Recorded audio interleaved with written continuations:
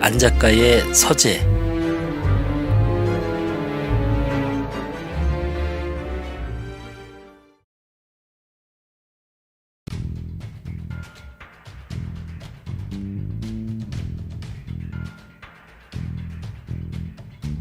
셜록 홈즈.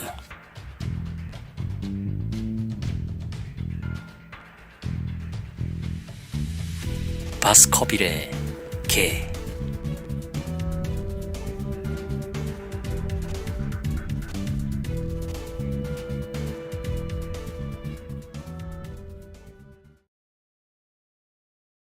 네, 지금 주머니 속에 문서가 들어 있습니다. 모티머 씨가 말했다. 들어보실 때부터 알고 있었어요. 모티머 씨의 말이 끝나기가 무섭게 홈즈가 말했다. 오래된 문서인데요. 진분이라면 18세기 초쯤 되겠죠? 어떻게 아셨죠? 서류가 옷 사이로 빠져나와 있어 보였거든요. 고문서 감정가가 10년 전후의 차이를 판별해내지 못한다면 전문가라 할 수 없겠죠? 제가 그 분야에 대해 논문을 하나 쓴 게 있는데 읽으셨는지 모르겠네요. 자, 선생의 그 문서는 1730년으로 짐작됩니다만. 아이고, 정확히 1742년입니다. 모티머 씨는 재킷 안주머니에서 문서를 꺼냈다.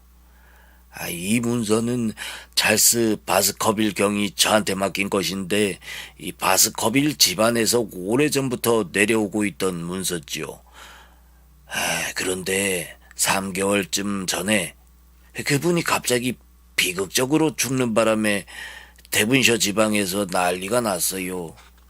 저는 그분의 주치이면서 친구이기도 했는데 그분의 의지가 강하고 현실적인 성격이었기 때문에 비현실적인 일에는 별로 신경을 안 썼죠. 그래도 이 문서는 아주 중요하게 여기고 있었어요. 아마 자신도 결국 죽음을 당하리라고 각오하고 있었던 것 같아요. 홈즈는 문서를 받아 펼쳐보았다. 왓슨, 이거 좀 보게.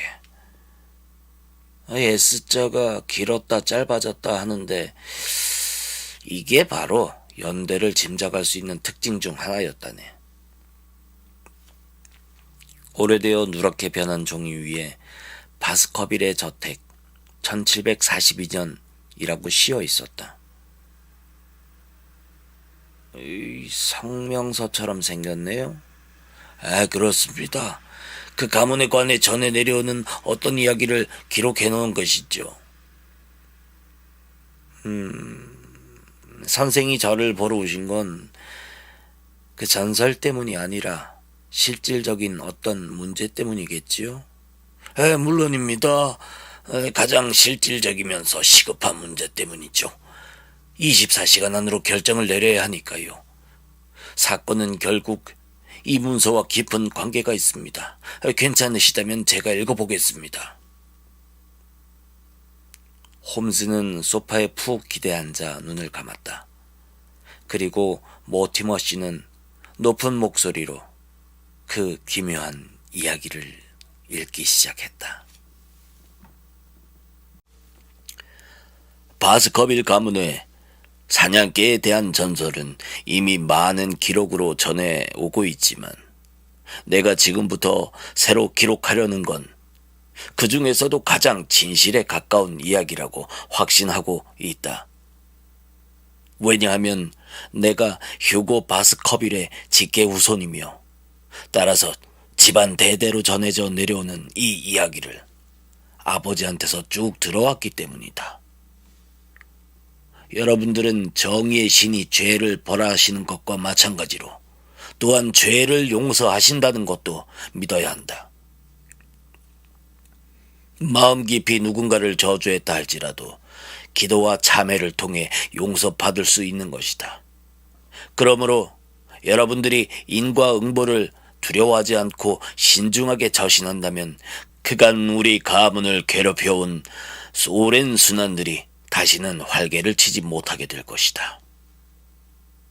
이 저택은 대혁명 시대에 휴고 바스커빌이 소유하고 있었는데 그는 무신론자이며 무척 난폭하고 음탕한 데가 있어 주위에서 악명 높기로 유명했다. 그런 그가 저택 근처에 살고 있는 한 농부의 딸을 사랑하게 되었다. 그 추악한 욕정을 사랑이라는 아름다운 단어로 부를 수 있다면 말이다. 하지만 그 처녀는 현명하게 처신하며 그를 피해 다녔다. 그러다 성 미카엘 죽일에 그녀의 아버지가 없는 틈을 이용해 남자는 패거리를 동원해서 그녀를 납치하고 말았다. 그들은 저택 2층 방에 그녀를 감금해놓고 늘 하던 대로 밤마다 홀에서 술파티를 벌였다. 그들의 고함소리와 무서운 욕지기가 쩡쩡 울릴 때마다 그녀는 온몸이 얼어붙은 듯했다. 특히 휴고 바스커빌의 욕설은 공포 그 자체였기 때문에 그걸 따라하는 사람은 지옥에 떨어질 거라는 소문이 있을 정도였다. 결국 참다 못한 그녀는 남자도 하지 못할 과감한 일을 단행했다. 벽을 뒤덮고 있는 담쟁이 덩굴을 타고 탈출해 도망을 친 것이다. 파티를 하던 휴고는 먹을 것과 마실 것, 그리고 뭔가 나쁜 것들을 들고 그녀가 있는 2층 방으로 올라갔다. 그런데 이게 웬일인가? 잡아놓은 새가 사라지고 없는 것이었다. 그는 미친 사람처럼 계단을 뛰어내려가 식당으로 들어갔다. 그러고는 술병과 그릇들을 걷어차면서 그날 밤 안으로 그 여자를 다시 찾아내고야 말겠다며 고래고래 소리를 질렀다. 악마처럼 날뛰며 울부짖는 그를 패거리들은 그저 바라보고만 있었다. 그러다 그중 가장 거친 놈 하나가 사냥개를 풀어 그녀를 쫓으라고 휴고에게 말했다. 휴고가 눈을 번쩍 뜨며 밖으로 뛰쳐나가더니 개를 모두 풀어놓으라고 마부들에게 소리쳤다. 그는 우선 개들에게 여자의 손수건 냄새를 맡게 한 뒤 그녀의 집 쪽으로 몰아갔다. 가는 도중 그는 미친 듯 고함을 지르며 달빛이 내비치는 황무지를 지나갔다. 여자는 자기 집으로 가려면 그 길을 꼭 지나가야만 했다. 술에 취해 있던 패거리들도 처음에는 갑작스레 일어난 사태에 어리둥절해 있다가 곧 정신을 차리고는 권총과 말을 준비해 휴고를 뒤따라갔다. 모두 13명이었다. 그들이 1, 2마일쯤 갔을 때 한 양치기가 보였다. 그래서 개를 데리고 추격하는 사람을 봤느냐고 그에게 물었더니 양치기는 두려웠는지 처음엔 아무 말도 안 하다가 간신히 입을 열었다. 여자가 사냥개들에게 쫓겨 도망치는 걸 봤지요. 그리고 말을 타고 가는 바스커빌 어른과 그 뒤를 따라가는 무시무시한 사냥개 한 마리도 봤고요. 하나님, 개에게 당하지 않도록. 양치기의 말에 패거리들이 욕을 해대고는 다시 떠났다. 그런데 얼마 안가 섬뜩한 장면이 나타났다. 말발굽 소리가 들리는가 싶더니 한 마리 말이 안장도 없이 고삐를 땅에 늘어뜨리고 터벅터벅 걷고 있는 것이었다. 일순 공포감이 밀려왔다. 다행히 혼자가 아니라 그들은 서로 바짝 붙어 계속 나아갔다. 얼마간 가다 보니까 바스커빌의 사냥개들이 보였다. 개들은 협곡의 낭떠러지 위에 코를 킁킁거리고 있었다. 패거리들도 말을 세웠다. 그들은 이미 술이 깨어 있었지만 어쩌면 아직 덜 깬 사람들 3명이 용감하게도 골짜기 아래로 말을 물고 내려갔다. 그 깊은 곳에 이르자 뜻밖에도 넓은 공터가 있고 거석이 세워져 있었다. 그리고 환히 내려 비치는 달빛 아래 여자와 휴고 바스커빌이 쓰러져 있었다. 세 남자는 등줄기에 소름이 확 끼치며 머리카락이 곤두서는 것 같았다. 그건 여자와 휴고의 시체 때문이 아니었다. 사냥개처럼 생긴 시커먼 짐승 하나가 휴고의 목을 물어뜯고 있었기 때문이었다. 짐승은 눈에 살기가 가득한 채 주둥이 아래로 피를 뚝뚝 흘리며 그들에게 고개를 돌렸다. 세 남자는 비명을 지르며 있는 힘을 다해 그곳을 빠져나왔다. 너무나 충격이 심한 나머지 한 사람은 그날 밤에 죽고 말았고 다른 2사람도 그만 폐인으로 생을 마쳤다고 한다. 이상이 우리 가문에 전해 내려오고 있는 그 저주스러운 사냥개에 대한 이야기다. 내가 이렇게 자세히 기록하는 이유는 사실을 정확히 아는 것이 소문이나 추측으로 아는 것보다 공포감을 덜 준다고 생각하기 때문이다. 우리 가문에선 많은 사람들이 갑자기 수수께끼처럼 잔인한 죽음을 당해왔다. 성서에도 나와 있듯이 죄를 지은 자들에게는 그 3대, 4대 후손에게까지 벌을 내린다고 한다. 그러나 자비로운 하나님께서는 죄 없는 우리 후손들을 그 무한한 섭리로 지켜주고 계신다. 그러므로 여러분들은 한밤중에 그 황무지를 지나가지 않도록 특히 명심해 지켜주기 바란다. 이 얘기는 휴고 바스커빌의 자식들인 로저와 존, 엘리자베스에게 절대로 알리지 말아달라고 부탁한 것이다.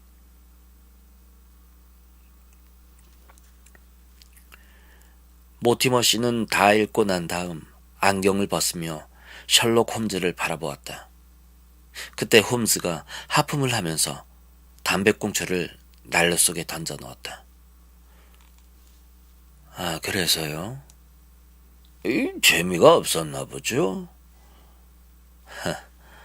동화 수집가들은 재미있겠죠. 그러자 모티머가 주머니에서 신문 한 장을 꺼냈다. 여기 다른 소식도 있어요. 6월 14일자 데븐 카운틴 크로니클인데 찰스 바스커빌 경의 죽음에 관한 기사가 실려있지요. 홈즈는 약간 긴장된 표정으로 상체를 앞으로 기울였다. 다음 선거에서 데븐 중부 지역의 자유당 후보로 올라있던 찰스 바스커빌 경이 최근 갑자기 사망하자 그 지역 일대에 어두운 그림자가 덮치고 있다. 찰스 경은 바스커빌 저택에서 오래 살지는 않았지만 온화한 성품과 관대함으로 많은 사람들에게 존경을 받아왔었다. 그는 특히 오랫동안 불운에 시달리며 쇠퇴해갔던 명성이던 가문을 다시 일으켜놓은 입지전적인 인물이었다. 알려진 바와 같이 그는 남아프리카에서 투기 사업을 해 큰 돈을 모았다. 그리고 돈을 더 벌기 위해 계속 집착하다 행운의 여신이 등을 돌리기 전에 현명하게도 빨리 영국으로 돌아왔다. 그는 바스커빌 저택에 정착해 여러 가지 계획을 세우며 일을 벌여가고 있었다. 하지만 2년 만에 그가 죽음으로써 그 모든 계획은 중단되어야 했다. 특히 그는 자식이 없었기 때문에 전 재산을 투자해 그 지방의 발전에 힘쓰겠다고 공표했기 때문이다.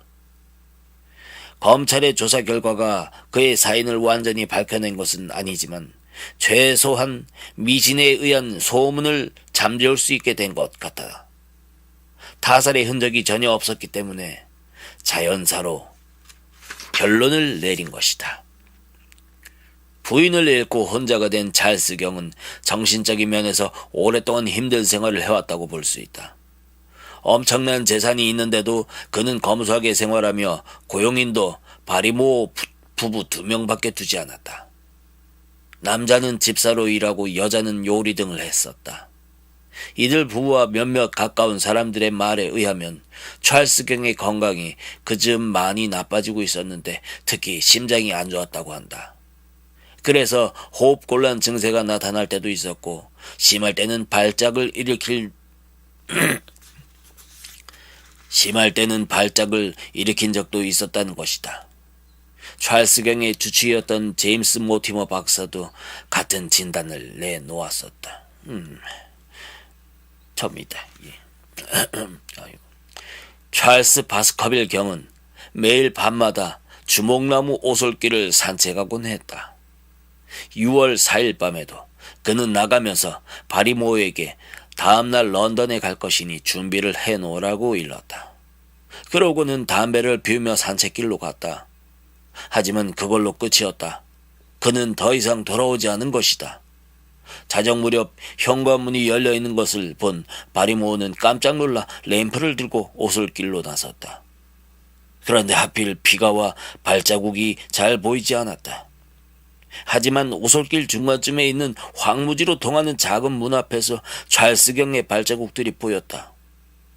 그러다 찰스경이 그 문으로 나간 흔적이 없었다. 바리모어는 계속 오솔길을 따라 내려갔다. 그리고 그 길 끝에 찰스경이 죽은 채 쓰러져 있는 게 보였다. 이상한 건 그 문 앞에서부터 찰스경의 발자국 모양이 달라져 있었다는 것이다. 때마침 그때 머피라는 집시가 그 근처 황무지를 지나다 무슨 비명소리를 들었는데 술에 많이 취해 있었기 때문에 어디서 들린 건지는 분간을 못했다고 증언했다. 찰스경의 몸엔 폭행을 당한 흔적이 전혀 없었다. 하지만 극도로 공포스러운 표정을 짓고 있었는데 그건 호흡곤란이나 심장마비로 죽을 때 흔히 나타나는 현상이라고 의사가 설명했다. 결국 검시를 해본 결과 오랜 지병이 있었다는 게 밝혀졌고 배심원도 의사의 증언을 토대로 판결을 내리게 되었다. 사건이 그렇게 조용히 마무리되어 그나마 다행이었다. 왜냐하면 찰스경의 후계자가 빨리 결정되어 중단된 계획들을 재개하는 것이 중요하기 때문이었다. 검시관의 증언이 결국은 이 사건에 관련된 숱한 미신들을 사라지게 할 수 있었던 것이다. 찰스경의 가장 가까운 혈연은 동생의 아들인 헨리 바스커빌로, 현재 미국에 거주하고 있으며 그에게 알리기 위해 찾고 있다고 한다. 홈즈씨, 이게 바스커빌 경의 죽음에 관해 세상에 발표된 유일한 기사입니다. 몇 가지 흥미로운 점들이 있군요. 그 당시 신문에서 읽기는 했는데 제가 그때 마침 로마 교황청의 만호 조각품 사건에 매여 있었거든요. 그래서 다른 사건들에 관심을 가질 수가 없었죠. 그런데 세상에 알려지지 않은 얘기는 뭐가 있나요? 홈즈는 의자에 깊숙이 앉아 양손가락 끝을 붙이며 냉정한 표정으로 모티머의 말을 기다렸다. 그런데 모티머는 무슨 이유인지 사뭇 흥분한 어투로 말을 꺼냈다. 이제 지금까지 아무한테도 말 안 한 건데요. 이 의사가 미신을 믿는다고 할까봐 그게 싫었어요.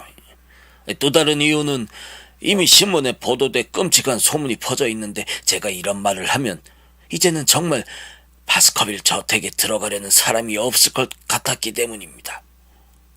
이런 두 가지 이유 때문에 괜히 좋지도 않은 말을 할 필요가 없다고 생각했는데 이 선생한테는 모든 걸 솔직하게 털어놓아도 괜찮겠지요. 그 황무지 지역에는 사람들이 거의 안 살기 때문에 이웃끼리는 아주 가깝게 지내고 있어요. 그래서 저도 찰스경과 자주 만났습니다. 프랭클런드 씨와 스테이플튼 씨 외에는 교육받은 사람도 없지요. 찰스경은 사교성이 없는 사람인데 병이 나면서부터 저와 더 친하게 되었어요. 그분이나 저나 또 과학을 좋아하다 보니까 얘기도 많이 하기도 했고요. 그런데 몇 달 전부터 그분의 신경조직에 이상 현상이 나타나고 있었죠. 그는 집안에서는 산책을 해도 황무지로는 절대 나가지 않았습니다. 홈즈 씨, 믿기지 않으시겠지만 그분은 바스커빌 가문의 무서운 운명이 덮쳐오고 있다는 걸 정말로 믿고 있었어요. 그가 알고 있는 선조대의 모든 일들 중에 밝은 내용은 하나도 없었으니까 그럴만도 했죠. 항상 어떤 무서운 존재에 대한 생각에 사로잡혀 있었던 것입니다. 그 비극이 일어나기 3주일쯤 전 밤에 마차로 저택에 간 적이 있었어요. 그분이 현관에 나와 있더군요. 그런데 제가 마차에 내려 걸어갔는데 그분이 제 뒤로 뭔가를 잔뜩 공포에 쌓인 눈빛으로 쳐다보고 있지 뭡니까? 그래서 돌아보았더니 집 입구 쪽에서 송아지 크기만한 검은 짐승 하나가 얼핏 지나가는 게 보이더라고요.